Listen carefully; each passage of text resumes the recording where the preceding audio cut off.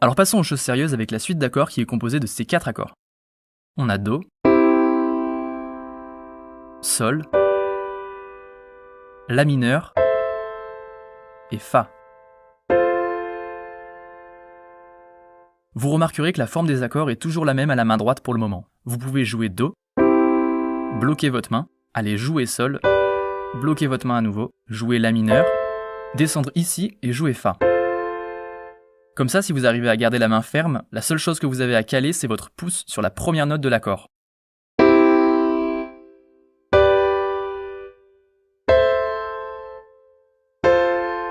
Voilà, vous regardez uniquement le pouce et le reste devrait suivre. Quant à la main gauche, vous pouvez jouer la première note de l'accord, qu'on va appeler la fondamentale. Donc à la main gauche, on va jouer Do, Sol, La et Fa.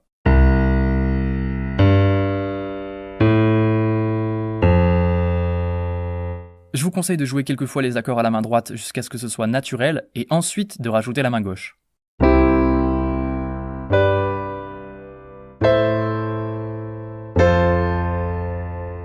Et voilà, vous connaissez les 4 accords magiques. D'ailleurs, si on les joue dans le cadre d'un morceau qui les utilise, vous allez voir que ça colle.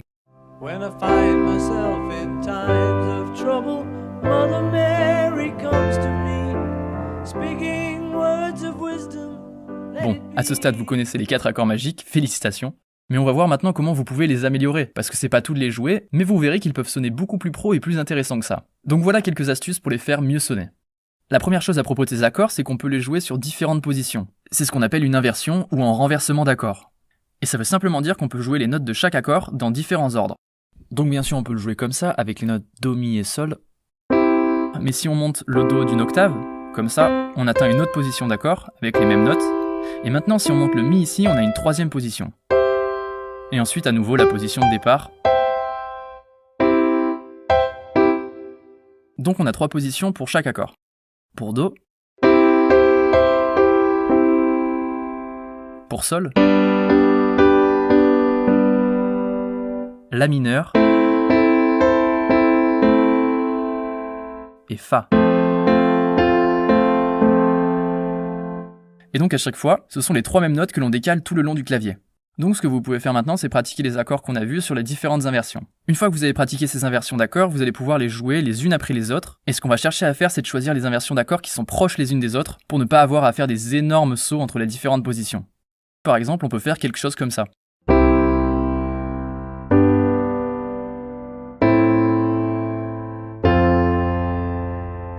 Ici, on minimise vraiment le chemin entre chaque accord. Vous voyez, je joue Do dans sa position de base. Je n'ai qu'à décaler ces 2 notes pour obtenir Sol, dans sa première inversion. Ensuite, je décale toute la main, donc je bloque la position et je la décale, et on obtient La mineur dans sa première inversion. Ensuite, il me suffit de décaler juste un doigt, celui-ci, et on obtient Fa dans sa seconde inversion.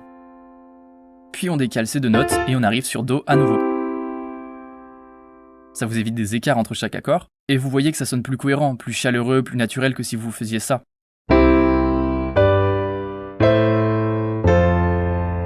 Là, c'est tout de suite un peu mécanique, il manque du liant, alors que...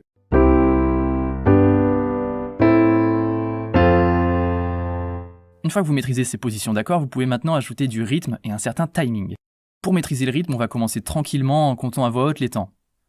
1, 2, 3, 4. 1, 2, 3, 4. 1, 2, 3, 4. 1, 2, 3, 4. Et ce qu'on va faire ensuite, c'est jouer les accords avec différents motifs et rythmes. Il y a des milliers de motifs qu'on peut jouer, mais voici quelques motifs assez connus pour commencer. Les accords séparés, on va donc jouer l'accord en 2 temps.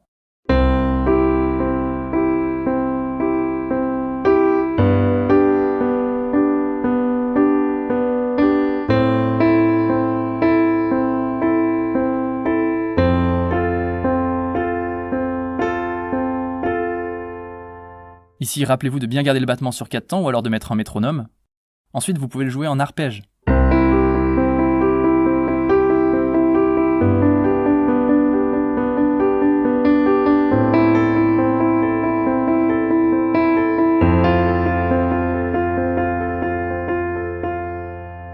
Donc alternez les différents motifs, amusez-vous avec, c'est un bon moyen de développer votre technique et de rendre vos accords magiques bien plus intéressants. Une dernière chose, c'est qu'on en a appris uniquement ces accords magiques dans la tonalité de Do. Il y a beaucoup de chansons qui seront dans la tonalité de Do, mais certains sont aussi dans d'autres tonalités, donc je vous recommande de les apprendre dans d'autres tonalités également. On retrouve souvent cette suite d'accords en Fa majeur et Sol majeur notamment. Donc jusqu'ici on a vu les 4 accords magiques qui sont parfaits pour commencer à jouer un paquet de musique, et pour continuer dans cette lancée j'ai créé un cours pour apprendre à improviser même si vous partez de zéro.